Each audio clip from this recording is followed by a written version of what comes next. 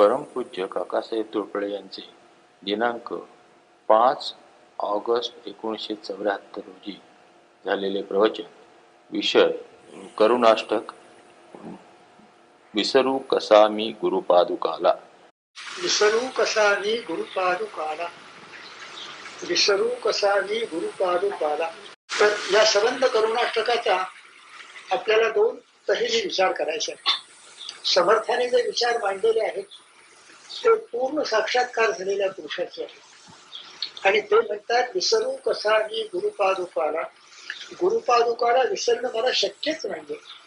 मी मनात आणलं तरी ते शक्य नाहीये. हे त्यांच्याबद्दल झालं, पण आमचं तर जे भाग्य त्यांना लाभलं ते भाग्य आम्हाला लाभावं एवढ्या करता आमच्या सद्गुरूंनी आम्हाला नाम दिलेलं आहे. आपल्या प्रयत्नाने ते भाग्य आम्ही जेवढं प्राप्त करून घेऊ तेवढं आम्हाला मिळण्यासारखं आहे. म्हणून विसरू कसा मी गुरुपादुकाला, त्याचा आपण जो अर्थ घ्यायचा आहे तो मला गुरुपादुकाला विसरता कामा नये.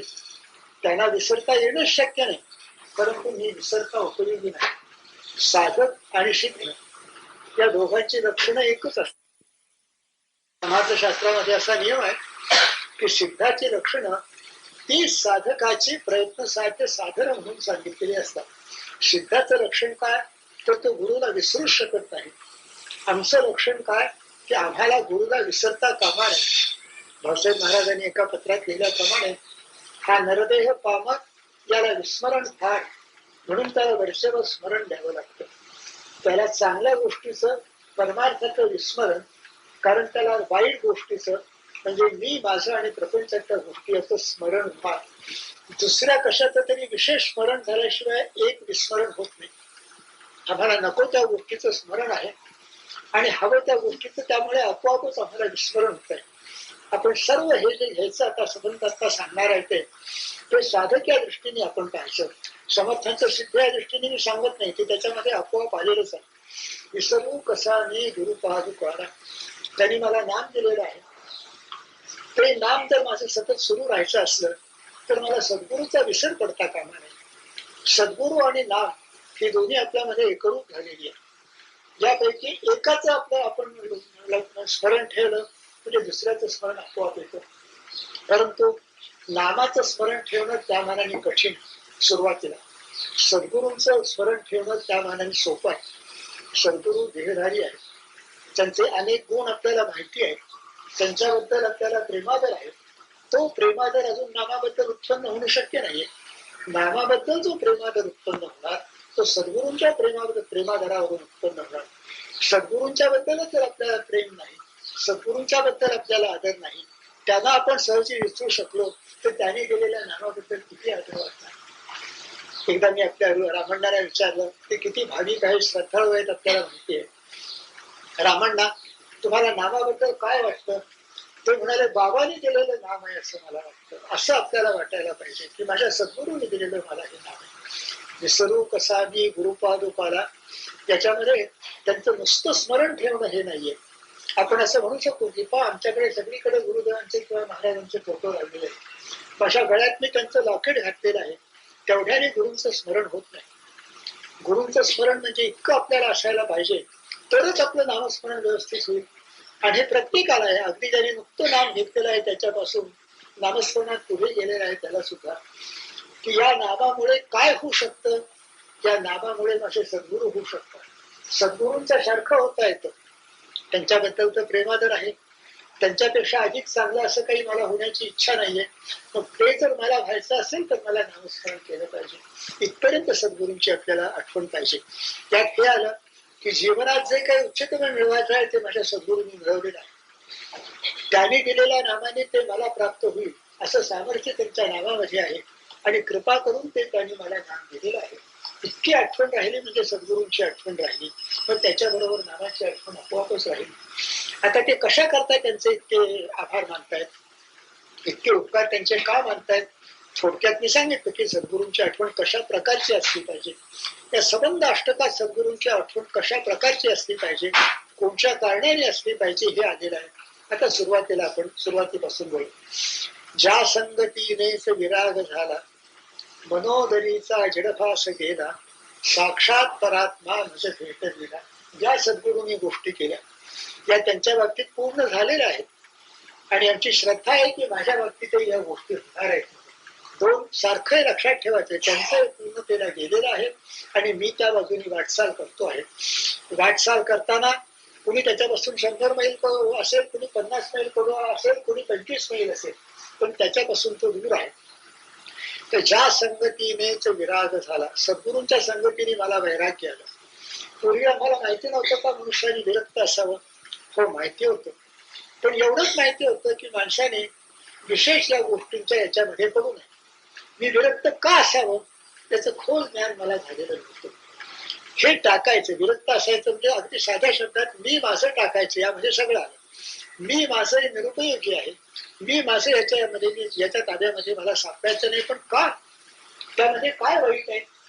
हे वाईट आहे केव्हा कळतं? चांगलं काय आहे ते कळल्यानंतर कळतं. त्याने काय सांगितलं? साक्षात परात्मा माझं भेट दिला. सच्चिदानंद परमात्म्याची त्यांनी मला भेट करून दिली. त्याची भेट झाल्यानंतर मी स्वतः सच्चिदानंद झालो. हे पुढे येईल किंवा यात हे अंतर्भूतच आहे. ब्रह्मवेद ब्रह्मैव भवती, आणि मी त्या वाटेवर आहे. त्यांनी मला नाम दिलेलं आहे, त्यामुळे त्यांनी वाटेवर आहे. मी कसं वाटेवर आहे?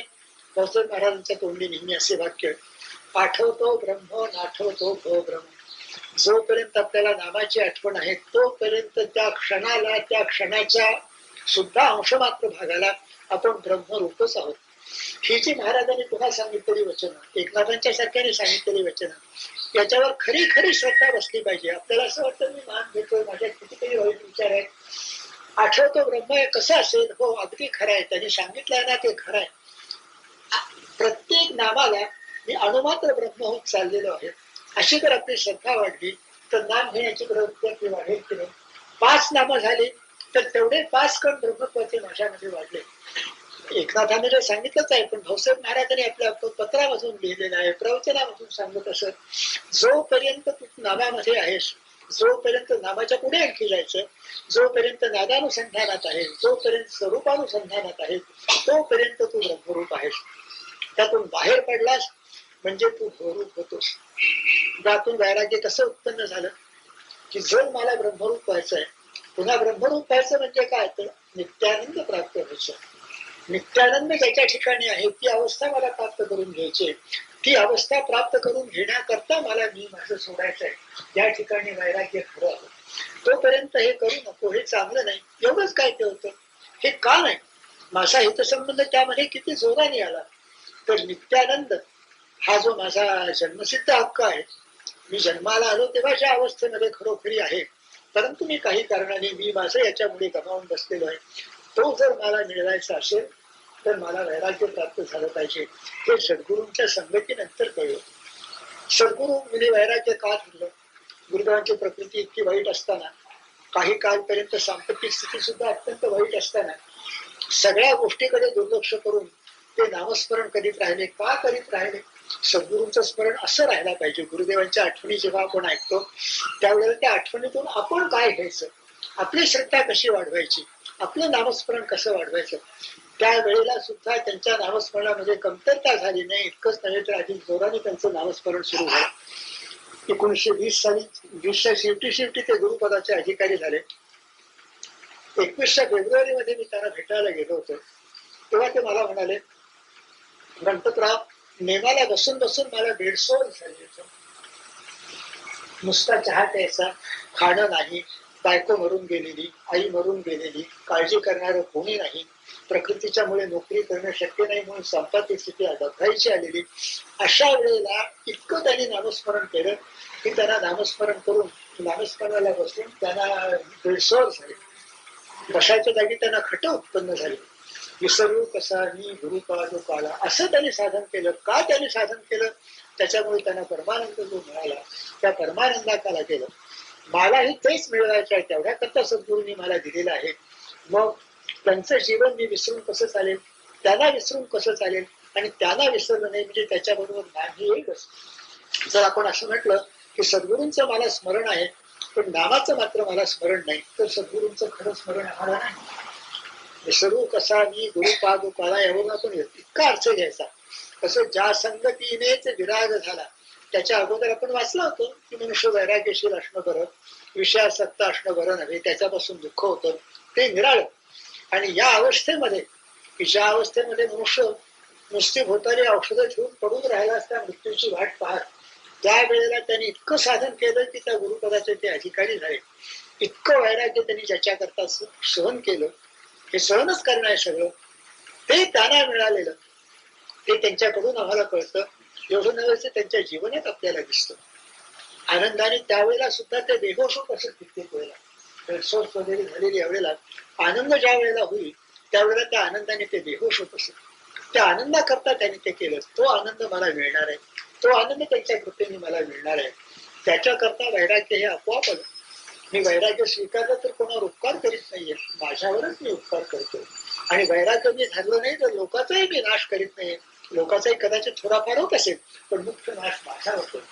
जोपर्यंत आपल्या स्वतःच्या जीवनाला एखादी गोष्ट येऊन भेटली नाही तोपर्यंत तिचा आपल्याला बुद्धीला ज्ञान होऊन फारसा उपयोग होत नाही.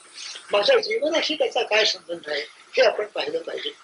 माझ्या नामाशी काय संबंध आहे, गुरुदेवांच्याशी माझा काय संबंध आहे, त्याने जे भाग्य मिळवलेलं आहे ते भाग्य मला मिळवायचं आहे. ते भाग्य मला मिळण्याकरता त्यांनी नाम दिलेलं आहे. त्याच्याकरता त्यांनी जो त्याग केला, त्याच्याकरता त्यांनी जे वैराग्य घेतलं ते वैराग्य मला घ्यायला पाहिजे. असं ज्या वेळेला झालं त्यावेळेला ज्या संगतीने विराग झाला, त्यांचा विराग झाला, आम्ही वैराग्याच्या वाटेला लागलो. आमच्या बुद्धीला पटलं की आपल्याला वैराग्य म्हणजे मी माझं कमी करीत गेलं पाहिजे. अर्थात बुद्धीने सारखं सांगितल्यानंतर, सद्गुरूंचं उदाहरण आपल्या डोळ्यासमोर असल्यानंतर वैराग्याकडे आपण वाटचाल करायला लागतो. ज्या संगतीनेच विराग झाला, मनोदरीचा जडभास गेला. जडभास म्हणजे अज्ञान, अंतःकरणातलं माझ्या अज्ञान गेलं. अज्ञान म्हटलं म्हणजे बौद्धिक अज्ञान आपल्याला वाटतं, पण इथे बौद्धिक अज्ञान नाहीये. मनोदरीचा जडभास गेला. वैराग्य आणि जडभास जाणे या दोनचा फार संबंध आहे. वेदांतामध्ये किंवा कर्मार्थामध्ये अज्ञान याचा अर्थ त्या खोट्या जगाला खरं मानणं. हे खोटं जग आहे, हा आभास आहे. खोट्याचा अर्थ पुन्हा सांगतो, प्रत्येकाचा खोल अर्थ घ्यावा लागतो. हे खोटं जग आहे हे सद्गुरूंच्या मुळे मला कळलं. का? त्यांनी प्रत्यक्ष खोटं जग टाकलं. आता त्यांचं उदाहरण सांगितलं, एकच उदाहरण सांगतो, कितीतरी असे उदाहरण सांगता येतील. बाबांचं काय त्यांचं जीवन होतं, बायको नाही, मूल नाही, पोटाला खायला नाही, दारिद्र्यामुळे नाही म्हणाला प्रकृती एक देवानी चांगली दिलेली होती. एकदा बहिणीने भाकरी करायच्या ते एकदा खायच्या. काका म्हणत असत कित्येक वेळेला नसतं मीठ बरोबर मिरची सुद्धा त्याच्या नसेल, ते एकदा खायचं आणि इतकं असून नामस्मरण करायचं. इतकं मी माझं त्यांनी का टाकलं, त्यांना काय मिळालं हे आपण पाहिलं. किती आनंदामध्ये ते असत, किती आनंदामध्ये गुरुदेव असत. तर मनोगरीचा जडभास गेला हे सगळं खोटं आहे. हे कशामुळे कळलं? त्यांच्यामुळे कळलं की हे जे आम्ही महत्वाचं मानतो त्याच्यापैकी त्यांच्याजवळ काहीही नसतं. आणि इतकं असून सुद्धा त्यांनी सारखा परमार्थाचा प्रयत्न केला. इतका परमार्थ महत्वाचा आहे, त्यामुळे हा जडभास आहे हे आम्हाला कळलं. नाहीतर आम्ही वेदांतात वाचतो, जो हे माय आहे म्हणून वेदांतामध्ये वाचतो आणि वेदांत संपल्यानंतर पुन्हा जगालाच महत्वाचं मानतो, त्याच्यामध्ये आम्ही रंगून जातो. मनोदरीचा जडभास गेला हे सगळं मी वासे होत आहे. आणि त्याचा आणखी तपशील सांगत नाही, कारण आपल्याला माहितीच आहे की संबंध हे विश्व हे माईक आहे. हे खोटं आहे. खोटं आहे म्हणजे काय? खोटं आहे म्हणजे नाही असं नाही. ज्याप्रमाणे वंध्या पुत्र हा नाहीच त्याप्रमाणे नाही असं नाही. तर मला जीवन साफल्य द्यायला ते समर्थ आहे, मला नित्यानंद द्यायला जे समर्थ नाही. प्रत्येक मनुष्याच्या अंतःकरणात नित्यानंद, अमरत्व ही ओढ हेच आहे. परंतु मनुष्य त्याकरता प्रयत्न करीत नाही, कारण ही गोष्ट शक्य आहे असं वाटत नाही. मनात आहे, परंतु आम्हाला चुकून तरी असं वाटेल का की मला अमर होता येईल, मला नित्यानंद प्राप्त होईल, वाटत नाही. परंतु सद्गुरूंना पाहिल्यावर असं वाटतं. त्यांचं आनंदाचं जीवन आम्ही पाहतो आणि पुन्हा ते आपल्याला सांगतात की होय ते मी मिळवलेलं आहे. रामकृष्णांचं आपल्याला माहिती आहे की विवेकानंदांनी विचारलं की देव आपण पाहिलाय काय? त्यांनी हो म्हणून सांगितलं. मला एकाने विचारलं बाबांच्यावर गुरुदेवांच्यावर तरी तुम्ही इतका विश्वास का ठेवता? मी त्यांना म्हटलं याला माझं उत्तर नाही. मला एवढंच पाहिजे वाटतं की त्यांच्यावर विश्वास न ठेवणं इतकं दुर्भाग्य मला देवाने केलं नाही, एवढंच मला वाटतं. याच्या पलीकडे काही नाही. तर त्यांच्यावर माझा विश्वास बसला हाच माझा भाग्याचा भाग. त्यांच्यावर विश्वास बसला नसता तर मग नामस्मरणावर विश्वास कुठला, मनुष्याला आपलं जीवन सार्थक करून घेता येईल याच्यावर तरी विश्वास कुठला, त्याच्यावरून हे सगळं आपल्याला घ्यायचं असतं. म्हणून विसरू कसा मी गुरुपादुकाला. हे सगळे जग खोटं आहे. परमेश्वर सत्य आहे, त्याचा साक्षात्कार होऊ शकतो, त्याने परमानंद मनुष्याला प्राप्त होतो. हे सत्य आम्हाला कशामुळे झालं? सद्गुरूंच्या सहवासाने झालं, त्यांच्या सांगण्यामुळे झालं. आणि त्यांचा सहवास आणि त्यांचं सांगणं या सर्वात बरोबर आमचा विश्वास बसला त्याच्यामुळे झालं. हे आपण सगळं लक्षात ठेवायला पाहिजे, तर आपलं नामस्मरण व्यवस्थित होईल. अगदी आज नाम घेतलेला मनुष्य जरी असला तरी त्यांनी आपल्या मनाच्या भोवताली अशा तऱ्हेची तयारी त्यांनी केलं पाहिजे. महाराजांनी सांगितलं, गुंडोपन दत्तकर एकदा सांगत होते की आज तुला नाम दिलेलं आहे, तू हे घे आणि जा, पुन्हा मला भेटता नाही तरी सुद्धा चालेल. गुरुदेवांनाही अखेरीत मी सांगितलं, बरोबर आहे म्हणाले, पण न बोलता महाराजांना त्याने असं सुचवायचं होतं, तू जर नामस्मरण केलंस आणि तुला जर अनुभव यायला लागले तर तू माझ्याकडे येशीलच. आपल्या दुपारच्या भजनामध्ये अनुभव जे जाणती ते गुरुपदीचे अभिलाषी, हे त्यावेळी त्यांनी खूप दाखवलं. अनुभव जे जाणती ते गुरुपदीचे अभिलाषी.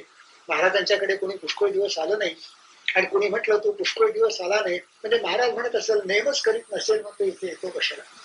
नेम केल्याशिवाय सद्गुरूची आठवण राहत नाही, सद्गुरूची आठवण केल्याशिवाय नेम राहत नाही. परंतु आपली स्थिती काय आहे की नेमाकडे आपलं लक्ष कमी आहे.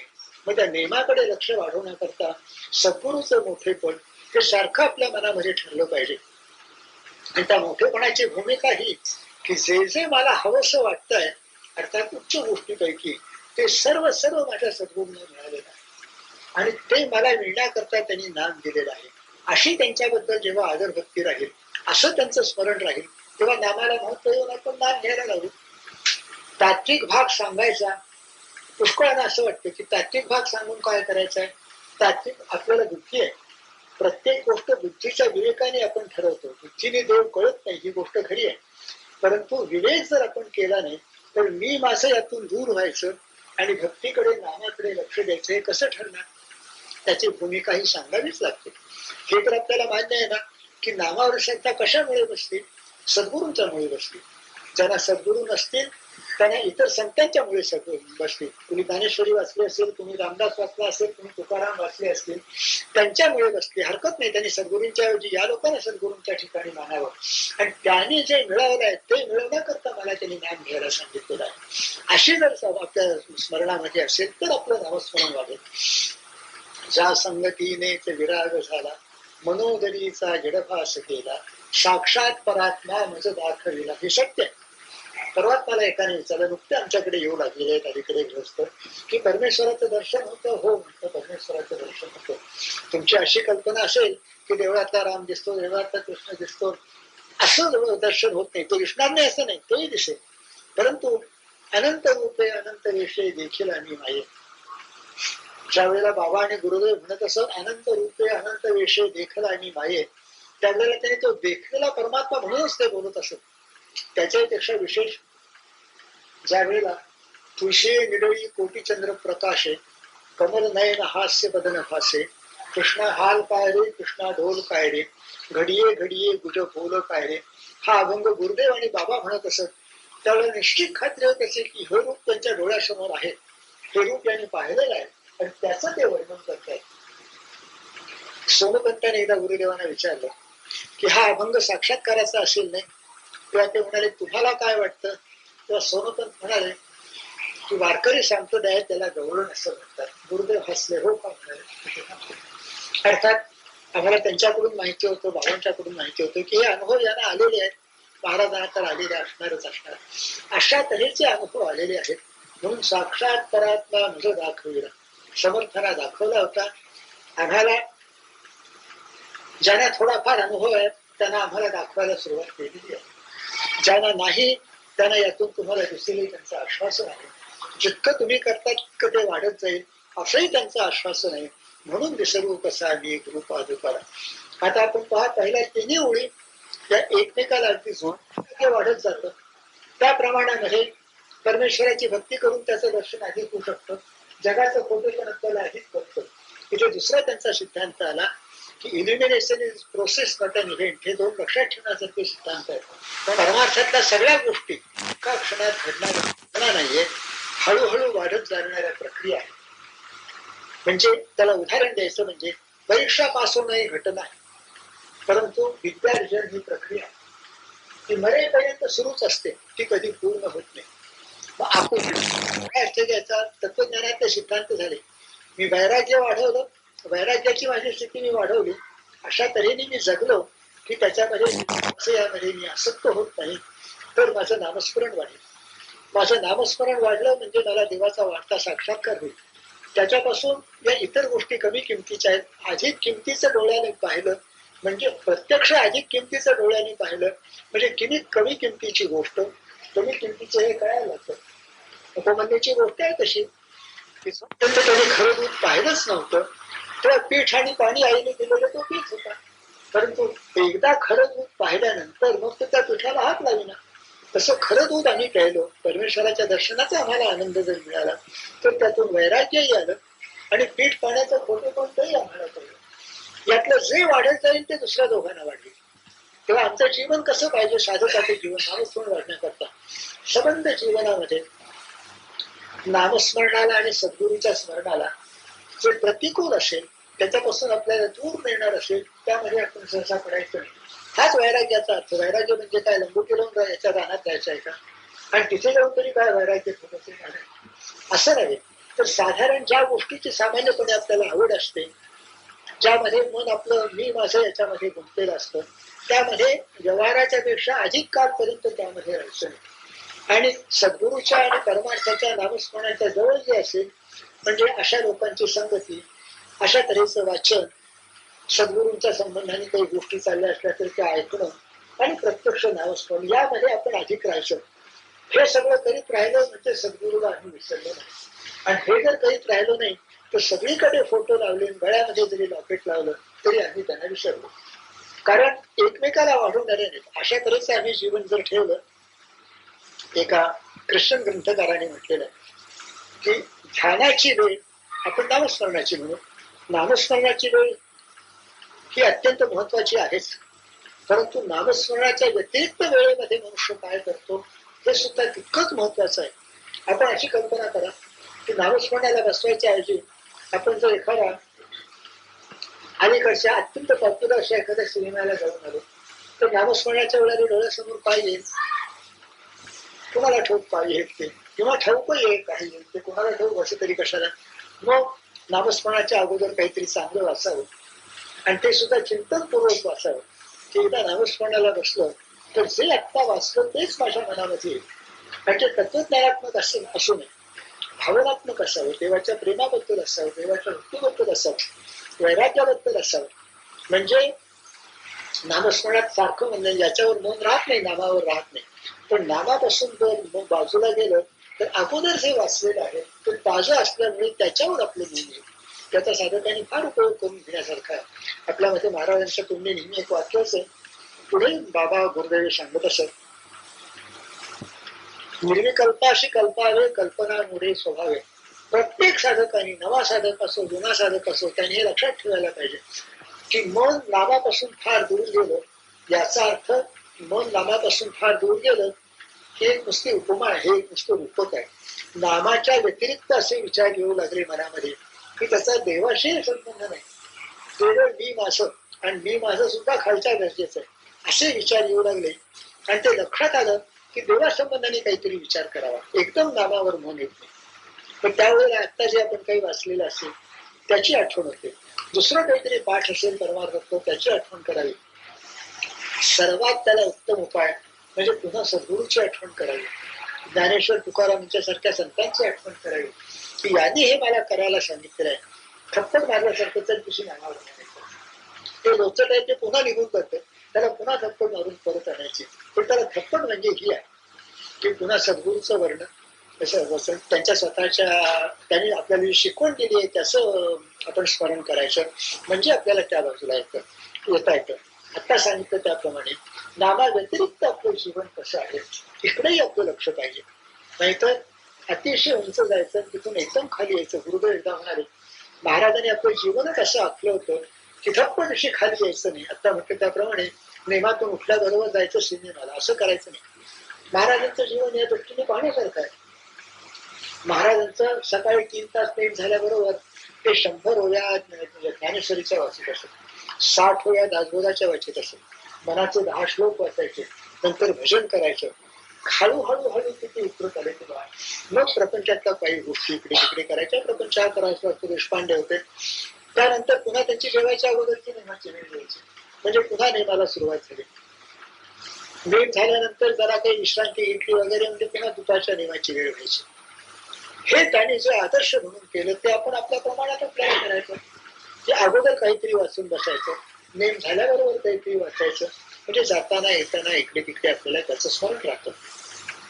त्याचबरोबर आणखी एक आपण लक्षात ठेवायची गोष्ट म्हणजे करसे काम करो हरिषे ध्यान करो. ही एक महत्वाची गोष्ट ऐकलेली असून आपण फार वेळा विसरतो. मला बऱ्याच वेळा वाटतं हे मी सांगतो यातलं सगळे मी केलेलं नाहीये, परंतु मी आता म्हातारा झालो, मी पूर्वीला चुका केल्या त्या नवीन मंडळीच्या हातून होऊ नये तेवढ्या करता मी सांगतो. तुम्ही जर मला असं विचारलं की नाम घेतल्यापासून तुम्ही असे वागलात का, तर मी अगदी दीनवाणेपणाने तुम्हाला सांगतो की मी वाचलो नाही. पण मला आता जर वाटतंय की या चुका माझ्या झाल्या, काल फुकट गेला, तर ते सांगितलं तर त्यात काही मोठं बिघडलं असं नाही. साधी गोष्ट, तोंड धुताना मला असं वाटतं की दोष मी दात घासताना देवाचं नाम घेणं काय हरकत आहे, आंघोळीचं पाणी घेताना देवाचं नाम घ्यायला काय हरकत आहे, असा जर आपण विचार केला तर असे किती क्षण आपण फुकट घालवतो. फक्त ऐका केलं किती क्षण फुकट घालवतो मुळीच नाही. एक शेटवाळा श्रीपाद मास्तर म्हणून ग्रस्त आहेत, 70-80 वर्षाचे आहेत, भोसे महाराजचे शिष्य आहेत. त्यांनी मला एक गंमत सांगितली. ते इंग्लिश चौथ्यात असताना त्यांनी नाम घेतलं. हत्तीला वार लावून जेवायचं लोकांच्याकडे. तर तो म्हणाले, हे बघ बाळ, तुला लोकांच्याकडे जेवायला जायचं, काय त्यांची कामं करावी लागतात, अभ्यास करावा लागतो, तुला नेम करायला काही वेळ व्हायचा नाही. पण हे बघ, आपण आंघोळीला गेलो म्हणजे डोक्यावर पाणी घ्यायला लागल्यापासून आपण पुन्हा कोरडं वस्त्र नेसेपर्यंत आपल्याला काही काम नसतं ना, आपण कोणाचे आश्रित नसतो ना. तू एवढं करशील का की आंघोळीला सुरुवात केल्यापासून कोरडे कपडे घालीपर्यंत नामस्मरण करायचं, एवढं तू करशील का. तो म्हणाले करीन, ते म्हणाले ते आज तागायत करीत केलेलं. असा कितीतरी काल आहे. याचा 2 परिणाम होतो. हा इतका जो वेळ जातो आपला, त्यावेळेला आपण काहीतरी कसल्या तरी मनामध्ये कल्पना करीत असतो, का होणार नाही. नामाच्या कल्पना करू आणि त्याच्यामुळे नेमाच्या वेळेला आपण नामाच्या जवळ असतो. करसे काम करो हरिषे ध्यान धरो, हे फार महत्वाचं आहे. विशेषतः ज्या वेळेला आपल्याला वेळ होत नाही असं आपण म्हणतो, त्यावेळेला हे फार लक्षात घेण्यासारखं आहे. मी 1916 साली नुकताच सुप्रिंटेंडेंट झालेलो होतो. नवीन काम अंगावर आलेलं, जबाबदारी पुष्कळ, आणि त्याच्याबरोबर नामस्मरण न करायला काहीतरी कारणही पाहिजे. म्हणून बाबांना पत्र लिहिलं की नवीन काम घेतलेलं आहे, जबाबदारी पुष्कळ असते, नामस्मरणाला वेळ होत नाही, काय करावं. मला वाटलं ते आता म्हणतील बहुतेक मग सध्या राहू दे, जरा नोकरीतून मोकळा झाल्यावर कर.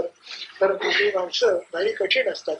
त्यांचं लगेच पत्र आलं, नाम घेता वाट चाली येते पाऊला पाऊली, नाम घेता करी धंदा प्राणी समाजिस्त सदा, नाम घेता ग्रासो ग्रासी तो नरे जीविता उपयासी, तुकाराम महाराजांच्या या वचनाच्या भावावर वागत जावं असं महाराज सांगत असत. किती महत्वाची गोष्ट आहे. त्याप्रमाणे जर आपण लक्ष दिलं तर आपल्या नामाला किती तो उपयोगी पडेल. नेमाला बसायच्या वेळेला ही मागची सगळी त्याच्याकरता तयारी झालेली असते. तेव्हा या 3 गोष्टी, मी माझं याच्याकडे दुर्लक्ष, ते दुर्लक्ष होण्याकरता मी माझं हे महत्वाचं नाही, माझं जीवन साफल्याला ते उपयोगी पडायचं नाही, उच्च असं माझ्या जीवनात मी माझा याचा विचार करून काही होणार नाही, आणि खरं जर माझं हित कशात असेल तर परमेश्वराच्या दर्शनात आहे.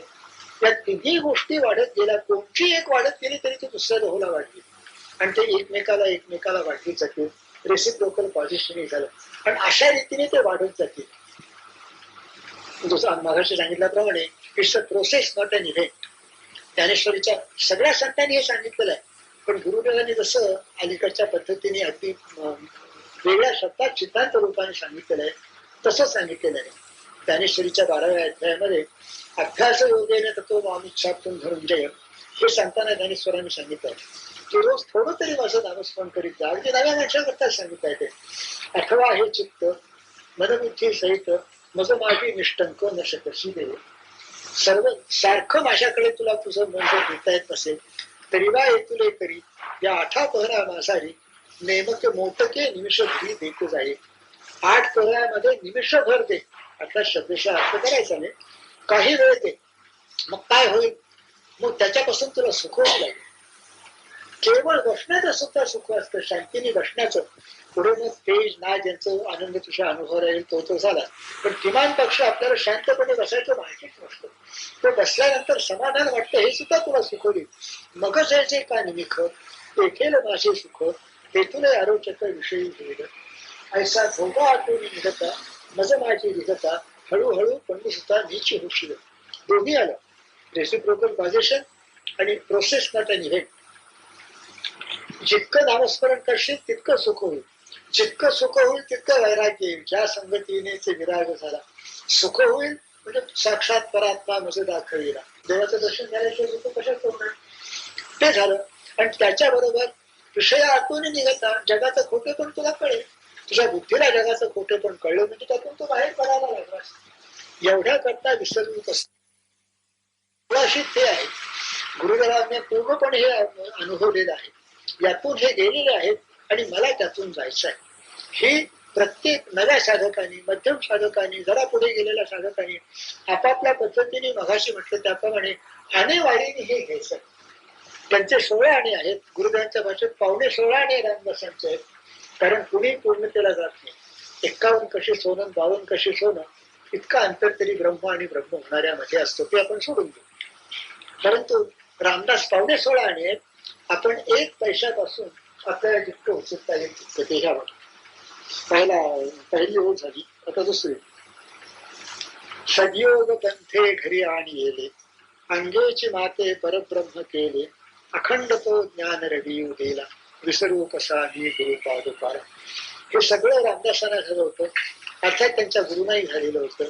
सद्योग पंथे घरी आणि येले. सद्योग पंथ म्हणजे कोणता?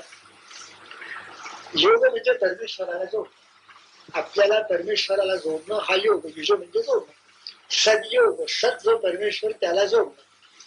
नामाच्या रूपाने त्यांनी आम्हाला जोडून दिलं. आठवतो ब्रह्म नाठवते बोध.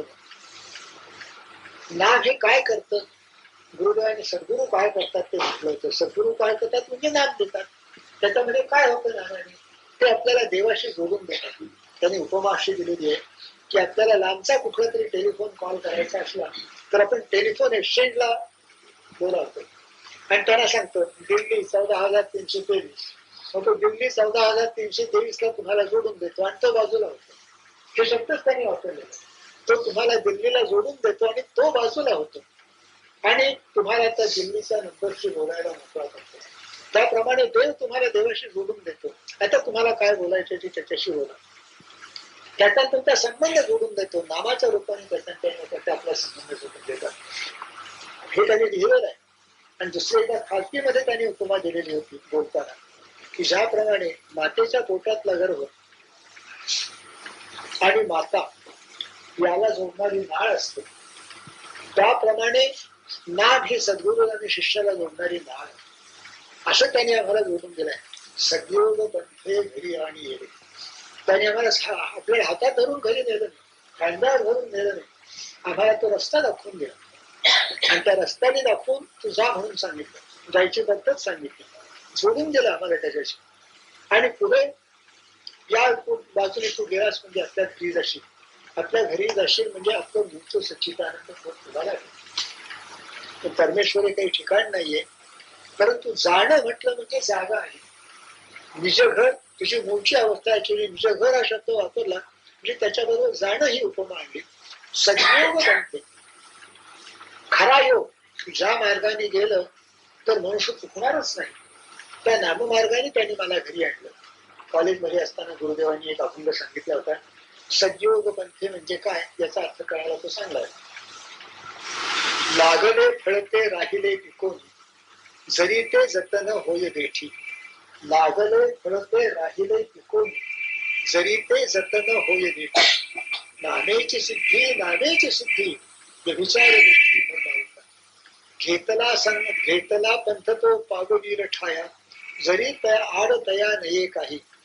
तुका म्हणे मध्ये पडती आघात, तेने होय घात जीवानाश.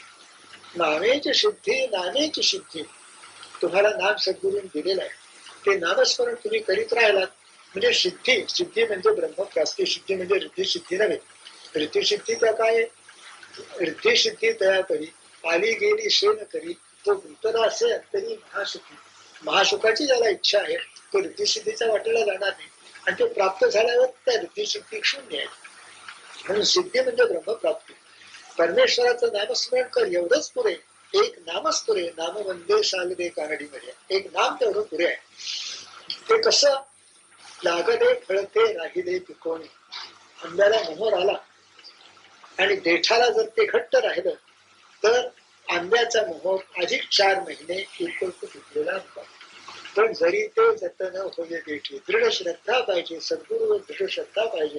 म्हणून विसरू कसा पादुका. त्याला विसरला की लागलेली फळं पडून जातील. शेकडो फळं पडून जातात.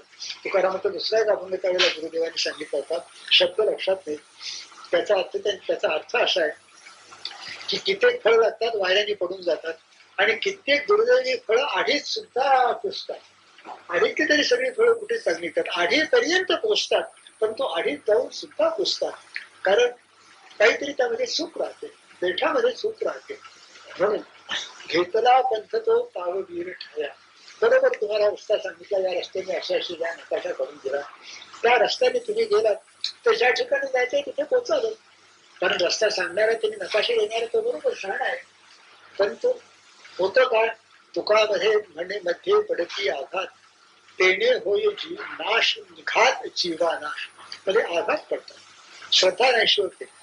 प्रपंचामध्ये नाना तऱ्हेचे आघात येतात. हे आघात आले तर आघात येतील. गुरुदेवांच्यावर आघात आले, बाबांच्यावर आघात आले, पण त्या आघाताने त्यांची परमार्थाची श्रद्धा गेली नाही. त्याचं कारण काय? त्यांचं वैराग्य दृढ होतं. परमेश्वराच्या श्रद्धा आघाताने का नष्ट होते हा सुद्धा विचार करण्याचा भाग आहे. आणि विचार काय करायचा? तत्वज्ञान म्हणून नाही, आपल्या जीवनाशी विचार करायचा. माझ्या स्वतःच्या बाबतीत तुम्हाला सांगतो, माझ्यावर जेव्हा एक 25 वर्षाची 40 वर्षापूर्वी संकट आलं, त्यावेळेला काही लोक असं म्हणाले, हे परमार्थ करतात, सगळं करतात, यांचं असं का झालं? अप्रत्यक्षपणे माझ्या कानावर येते आलं. त्यांनी सांगितलं, त्याला मी म्हटलं याचं मला काहीच वाटत नाहीये. या दोन गोष्टींचा काहीही संबंध नाहीये. परमार्थ करून माझ्यावर कोणतंही संकट येणार नाही या भूमिकेवरून परमार्थ मी केलेला नाहीये. माझ्यातून परमार्थ किती झाला असेल ही गोष्ट निराळी, परंतु प्रपंचातल्या गोष्टी आणि प्रपंचातले सुखदुःख आणि परमार्थ यांचा काहीही संबंध नाहीये. हे माझ्या बुद्धीला पूर्णपणे पटलेलं आहे. गुरुदेवांच्या इतके परमार्थात प्रपंचाचे आघात आले तरी त्यांच्या परमार्थाची सुद्धा श्रद्धा कमी न होता वाढत गेली. असं का झालं? त्या गोष्टी निरुपयोगी आहेत. आम्ही बाह्य जगातले लोक त्यांच्या मोठी संकट म्हणतोय, परंतु त्यांना ती मोठी संकट नव्हती. परमेश्वराचं नाम न घेणे त्यांना मोठं संकट होतं.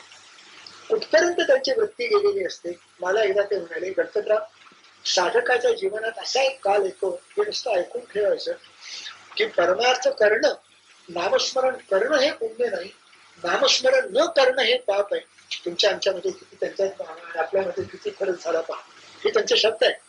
असा एक काल येतो की ज्यावेळेला नामस्मरण करणं हे पुण्य नाही, पण नामस्मरण न करणं हे पाप आहे. माणसाचा जितका अधिकार वाढत जातो तितका त्या माणसाला त्याची नैतिक जबाबदारी वाढत जाते. उत्तम रहमत खान सारखा गवई आहे, आणि तो एकदा जर बेताल किंवा बेसूर असं काही गाणं म्हणाला तर त्याची शेतू होईल. आणि दुसरा एखादा सामान्य मनुष्य 10 वेळा म्हणतो, आई सामान्य आहे, चालायचं चुकायचंच नाही, त्याला चुकता येणार नाही. इथपर्यंत त्यांची परिस्थिती होऊन जाते. म्हणून जरी ते तुका म्हणे मध्ये पडती आघात, प्रपंचात हे नेहमी होतं. काही दिवस प्रपंचाचे चांगले जातात, काही दिवस प्रपंचाचे वाईट जातात. अशा दोन अगदी भिन्न भिन्न परिस्थिती असते. काही लोकांचे नाम घेतलं म्हणजे काही दिवस पर्यंत त्यांचं संचित बरं नसतं, त्यामुळे काही वाईट गोष्टी घडत जातात. पुढे चांगल्या संचिताला सुरुवात होते, मग चांगलं घडत जातं. हे म्हणतात परमार्थाने सगळं चांगलं होतं म्हणून. कित्येकांचं उलट असतं. नाम घ्यायच्या वेळेला संचित चांगलं असतं, काही वेळपर्यंत चांगलं संचित चालतं, पुढे वाईटाची पाळी येते. वाईटाची पाळी आल्यावर त्यालाही आपण तयार झालाच पाहिजे. प्रपंच असा हो प्रपंच तसा हो. कारण प्रपंच एकदा ज्या संगतीने तो विराग झाला, मनोदरीचा जडभास गेला, हे एकदा झालं की मी माझं हे केव्हाही खोटच आहे. त्यात चांगलं झालं तरी किती महत्वाचं, वाईट झालं कितीतरी महत्वाचं, ही भूमिका आली म्हणजे परमेश्वराचा विश्वास आपला जाणार. नाहीतर ज्यांचं प्रपंच नाम घेतल्यानंतर संचित चांगलं आहे त्यांचं 20 वर्ष चांगलं संचित चालेल आणि पुढे धक्का बसेल. मग तो मनुष्य असं विचारायला लागतो की असं काय झालं, तू असं उलट काय विचारित नाहीस की इतके दिवस तुला देवाने चांगले दिले, त्याच्याकरता तू काय केलेलं होतेस. प्रत्यक्ष साक्षात्कार झाला तुकारामांना. आणखीन त्याच्या अगोदर त्यांनी किती कष्ट भोगलेत आपल्याला माहिती आहे. किती त्यांच्या मनाची तळमळ झाली की माझं अंतःकरण फुटत आहे, ज्याप्रमाणे खापरात नाही फुटावी तसं फुटत आहे. भाव झाली आई आता पाहतेशी काही, इतकं त्यांना दुःख झालं. पण प्रत्यक्ष साक्षात्कार झाल्यावर त्यांना काय वाटलं, कोण कुंड फळा आले आजी देखील पावली, परमेश्वराची पावलं मला दिसली, कोणचं माझं पुण्य फळाला आलं. ऐशे नेणो नारायण संती सांभाळले, मला तर मी काही पुण्य केलेलं आठवत नाहीये, संतांनी कृपा करून मला तुझी पावलं दाखवली. ते संतांनी कृपा केली याचा मी आत्महा करतो. तू संतांच्यावर विश्वास ठेवला, पूर्ण दृढ श्रद्धा त्यांच्यावर ठेवली, त्या श्रद्धेने जेवढं करता येईल तेवढं नामस्मरण केलं, तेवढ्याने त्यांनी मला हे दिलं. संत सांभाळले गेला, मी काही करून संत कसे सांभाळणार. संत म्हटलंय त्यांनी, संतांनी केलं म्हणजे काही आपले गुरु तर झाले, पण अगदी उपनिषदातल्या ऋषीपासून ते आपल्या गुरुपर्यंत सगळ्या संतांनी कृपा केली. सगळ्या संतांच्यामुळे एकमेकांवर माझे विश्वास बसले, तर श्रद्धेने मी काही केलं आणि त्यामुळे ते मला प्राप्त झालं. काय पुण्यराशी गेला भेदून आकाश म्हणतात तेव्हा, माझ्या पुण्यराशी काय आकाश काय भेदून गेले की माझ्या ते इतका जवळ येतोयच नाही. पुढे त्यांना त्याची किंमत वाटत नाही. मग इतके कष्ट भोगल्यानंतर सुद्धा परमेश्वराच्या आनंदानंतर आपले कष्ट त्यांना सुलभ वाटतात. आपण काही केले कष्ट नाही तसं त्यांना वाटतं. मग आपण अतिशय थोडं करीत असताना प्रपंचात माझं सगळं उत्तम असावं, नसलं तर देव होता परमार्थ होता असं म्हणून कसं चालेल. तेव्हा सद्योग पंथे घरी आणि येले, नाम त्याने दिलेला आहे. प्रपंच असा चालेल किंवा तसा चालेल, त्याच्याबद्दल काही तुकाराम महाराजांनी काय थोडं बोललं का. पण देवाला तरी काय म्हटलं, भागा आले ते करीतो तुझे नाम उच्चारतो, आता माझ्या भावा अंतराय नको देवा. माझा भाव हा ठरलेला आहे, माझ्या अंतःकरणाची श्रद्धा दृढ झालेली आहे आणि भाव म्हणजे हेच करावं असं माझ्या मनात आहे. पण मनात असून काय उपयोग आहे, देवाच्या कृपेने त्याला सहाय्य केलं पाहिजे. आता माझ्या भावा अंतराय नको देवा. मगाशी जे म्हटलं, तुका म्हणे मध्ये पडती आघात देणे होईल घात जीवानाश, देवामध्ये आघात पडून देऊ नको. सगळ्यात मोठा आघात म्हणजे श्रद्धा नसतो. आम्ही इतकं करतो मग देवाने असं का करावं. देवाने केलं ते बरोबर का नाही याचा जज मी, हायकोर्टचा जज मी, आणि ते माझ्या पुढे आलेला लाईन किंवा वकील काय वाटेल ते म्हणा नाही बाबा. तो जज आहे, शहाणा तो जज आहे. तुझं हित खरं त्याला कळतंय, मला कळत नाही. त्या संबंधात सुद्धा गुरुदेवांचा जीवनातील सर्वांच्या प्रसंग येतात. ज्यांचं सर्व उत्तम आहे त्यांचं परमेश्वराच्या कृपेने शेवटपर्यंत तसंच राहो, परंतु असं कुणाचं झालंय.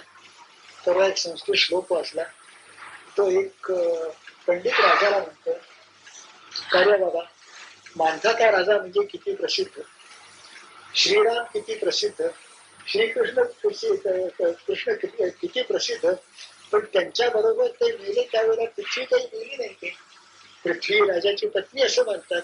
पृथ्वीने कोणाच्या बरोबर सहगमन केलं नाही आणि तुझ्याच बरोबर ती सहगमन करेल असं तुला वाटतंय का.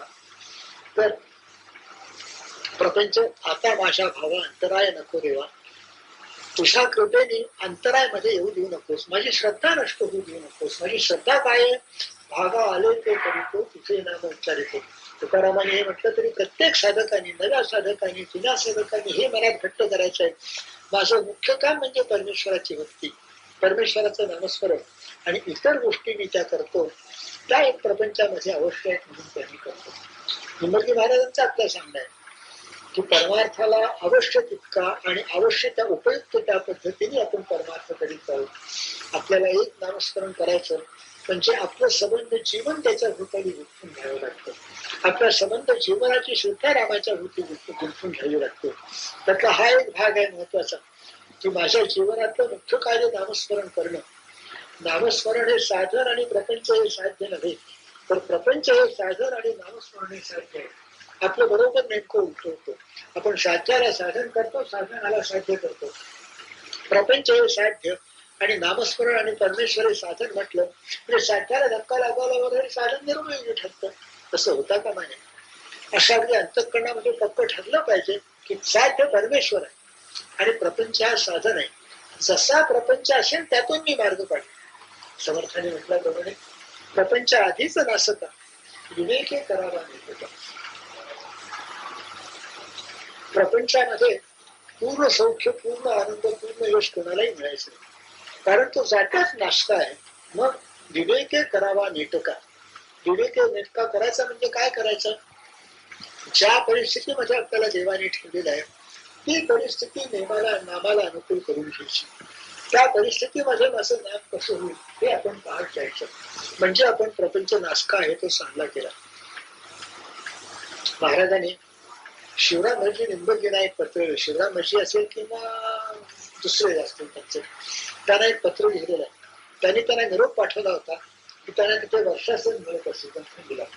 त्या वर्षासनाचे 32 रुपये मिळायचे आणि एकंदर वर्षाची प्राप्ती 50% ही महिन्याचे 25.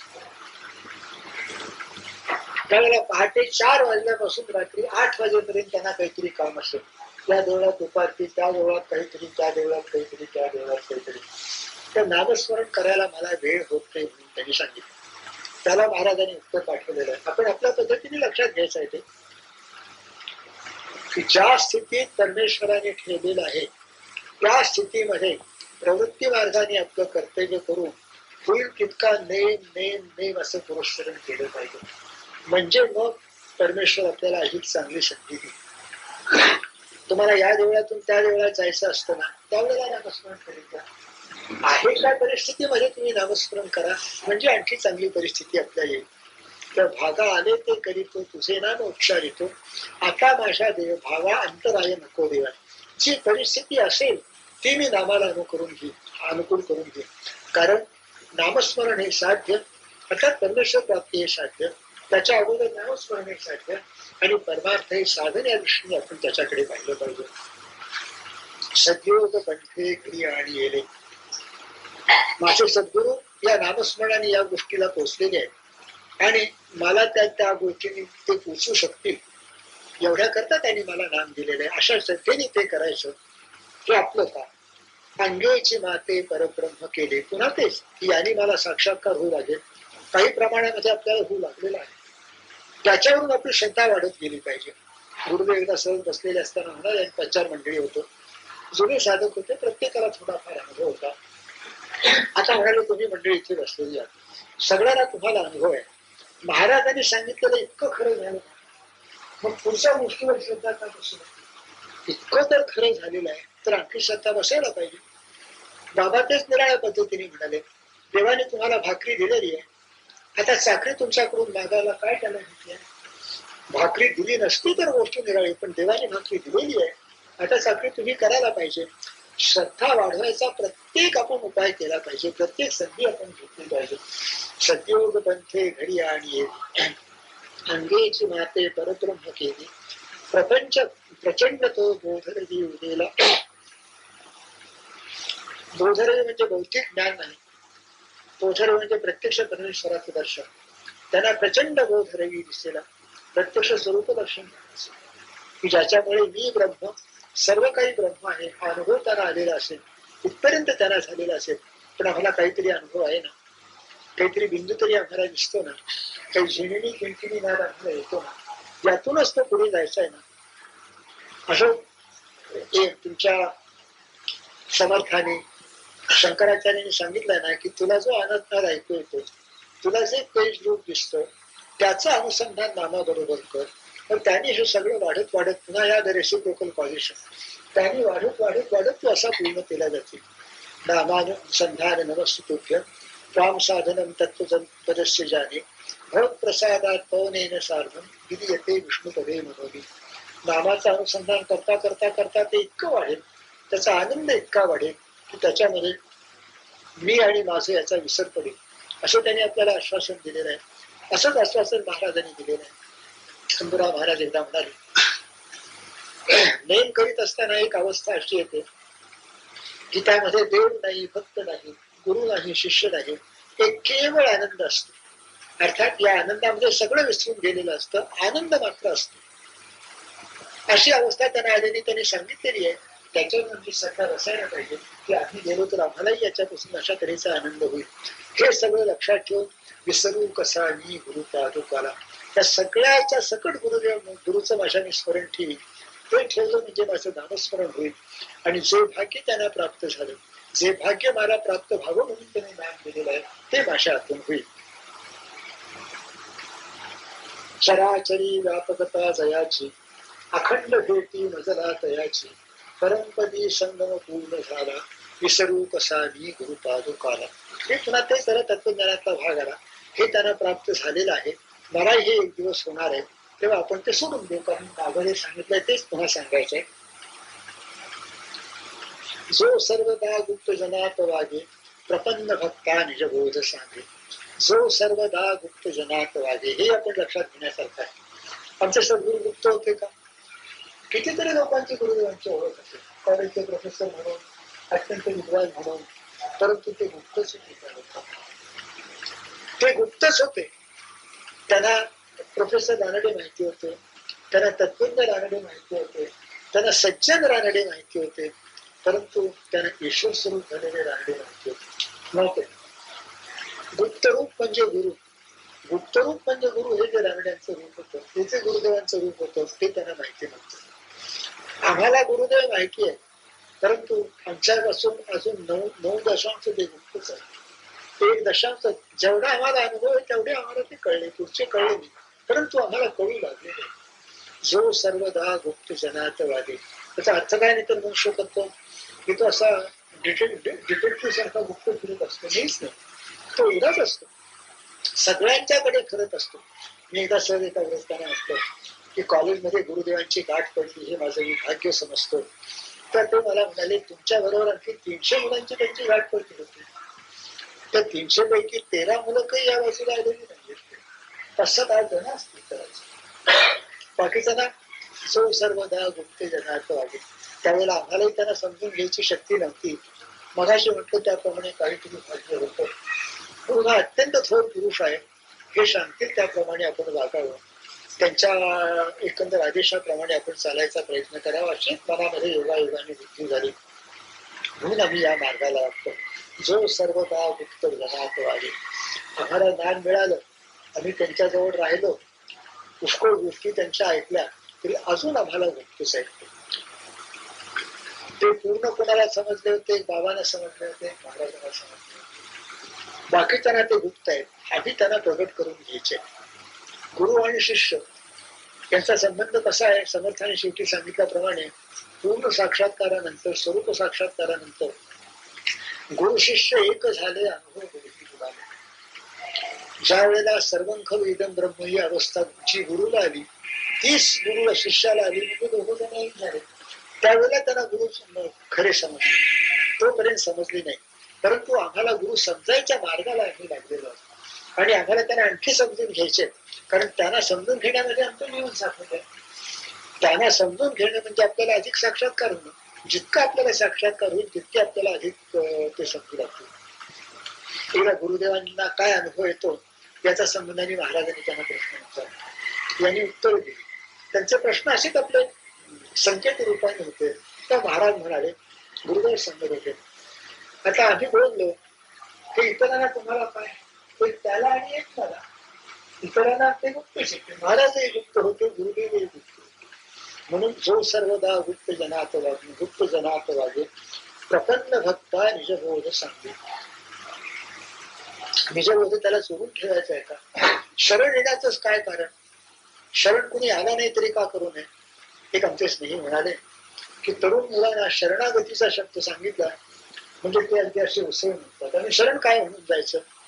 त्यांना म्हटलं की शरणाचा एकच त्यांना अर्थ माहिती आहे की एका राजाने दुसऱ्याचा पराभव करायचा आणि त्याने राज्य आणि जीव वाचवण्याकरता त्याला शरण जायचं. म्हणजे हलक्या जीवन मूल्याकरता उच्च जीवन मूल्य टाकायचं, स्वाभिमान टाकायचा, असं इथे नाहीये. शरण येणं हे जसं आवश्यकतेने शरण येतो त्याप्रमाणे शहाणपणाने शरण येत असतो मनुष्य. रोगी ज्या वेळेला डॉक्टरला शरण जातो आणि डॉक्टर सांगेल त्याप्रमाणे करतो, जरी त्याला भजी आवडत असली तरी डॉक्टर खाऊ नको म्हणतात तर 6 महिने भजी खात नाही, तो शरणच जातो डॉक्टरला. पण त्याला काही कमीपणा आहे का? नाही, त्याला चांगुलपणा आहे. त्याप्रमाणे प्रपन्न भक्ता निजभोग सांगे, भक्ताच्या बाजूने प्रपन्नता आहे, त्याला प्रपन्नता नको आहे. हा एक लॉ आहे, हा एक नियम आहे. काय? तू जोपर्यंत तुझा अहंकार तू सोडत नाहीस तोपर्यंत तुला सद्गुरू काही करू शकत नाही. तू सद्गुरूंनी सांगितलेलं ऐकणार नाहीस, त्याप्रमाणे करणार नाहीस. ज्याप्रमाणे आता सांगितलं की तू जोपर्यंत भजी खायची सोडणार नाहीस तोपर्यंत माझ्या औषधाचा उपयोग होणार नाही. माझ्यावर उपकार करण्याकरता ते सोडायचे नाही, मला शरण येण्याकरता ते सोडायचे नाही, तुझ्या हिताकरता सोडायचे. हा वैद्यशास्त्रातला एक नियम आहे, हा एक वैद्यशास्त्रातला लॉ आहे. त्याप्रमाणे परमार्थशास्त्रात हा लॉ आहे की जोपर्यंत तू मी माझं सोडलं नाहीस आणि सद्गुरू सांगितलं त्याप्रमाणे करायला तयार झाला नाहीस तोपर्यंत त्या उपदेशाचा तुला उपयोग नाही. आता पहा, भाऊसाहेब महाराजांनी गुरुदेवांना उपदेश केला, बाबांना केला, शिवलिंग बाबांना केला आणि आम्हालाही केला. त्यांना त्या उपदेशाचा जितका फायदा झाला तितका आम्हाला झाला का? आम्ही प्रपन्न नव्हतो, ते प्रपन्न आहे. यावरून ते सगळ्यांना सारखे आहे, ते कोणाशाही ते भेदभाव करीत नाही, परंतु आमचा भाव ज्याप्रमाणे असेल त्याप्रमाणे आम्ही ते प्राप्त होतो. ज्याप्रमाणे प्रपन्न होता तुमचा जो सर्वदा गुप्त जनात मागे, या संबंधीने एक सांगण्यासारखी गोष्ट आहे. गुरुदेव एकदा म्हणाले की यशोदेला श्रीकृष्णाने गुप्तरूप दाखवलं, विश्वरूप दाखवलं, त्यात कृष्णाचं मोठेपण काही नाही, मोठेपण यशोदेचं आहे. यशोदेचं कृष्णापेक्षा मोठेपण. पण पुढे त्यांनी सांगितलं, ज्याला विश्वरूप पाहण्याचं सामर्थ्य येतं त्यापासून देव ते लपू शकत नाही. म्हणजे कृष्णाचंच मोठेपण सिद्ध आलं. ज्याला विश्वरूप पाहण्याचं सामर्थ्य आलं, आपल्या साधनाने विश्वरूप पाहण्याचा जो अधिकारी झाला त्याच्यापासून देव रूप लपू शकत नाही. देव नेहमी उभा. देवाने पांघरून केव्हाही घेतलेलं नाहीये, पांघरून आमच्या डोळ्यावर आलेला आहे. देवंतांमध्ये ते असं म्हणतात की आपण काय म्हणतो, सूर्य ढगाच्या आड गेलेला आहे. किती आपण खोटं बोलत असतो. ढग आमच्या डोळ्यावर आलेलं आहे, सूर्याच्या आड आले नाही. ढग केवढा, सूर्य केवढा. ढग कसा सूर्याच्या आड येईल, सूर्य कसा ढगाच्या आड येईल? आम्हाला म्हणायचं असतं की माझ्या आणि सूर्याच्या मध्ये ढग आलाय, माझ्या डोळ्याला ढगामुळे सूर्य दिसत नाही. त्याप्रमाणे सद्गुरू सदा उभे आहेत. परब्रह्म जसं उभा आहे तसं सद्गुरू सदा उभे आहेत. आणि ज्याला तो पाहण्याचा अधिकार आला त्याच्यापासून ते लपवून ठेवू शकत नाही. त्याप्रमाणे प्रपन्न हो ही त्यांची आट नाहीये, परमार्थाच्या नियमाची आट आहे. जर तुला परमेश्वराची प्राप्ती करून घ्यायची असेल तर तुला मी माझं टाकलं पाहिजे. मी माझं टाकून सद्गुरू सांगतील त्याप्रमाणे वागलं पाहिजे, तर तुला ते मिळेल. मग त्याला ते उपदेश सांगतात. इतरांना उपदेश करतात, केलेले आहेतच ते आमच्यासारख्याना, परंतु आम्हाला त्या उपदेशाचा फायदा झाला. प्रपन्न भक्ता उपदेश सांगण्याचा इतका सुद्धा अर्थ घ्यायला हरकत नाही की ते उपदेश सगळ्यांना जरी करीत असते तरी तो उपदेश फलदायी फक्त प्रपन्नाच्या करता येतो.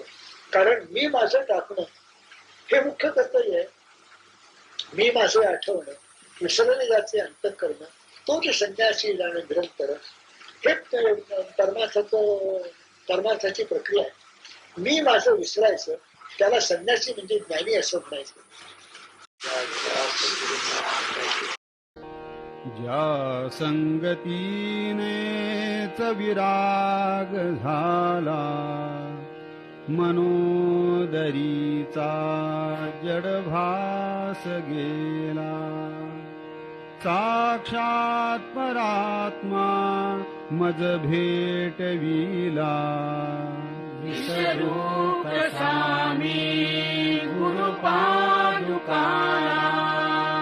सद्योग पंथे घरियाणी येले, अंगेच माते परब्रह्म केले, प्रचंड तो बोधरवी उदेला, विसरू कसा मी गुरुपादुकाला, चराचरी व्यापकता जयाची, अखंड भेटी मजला तयाची परमपदी संगम पूर्ण झाला विसरू कसा मी गुरुपादुकाला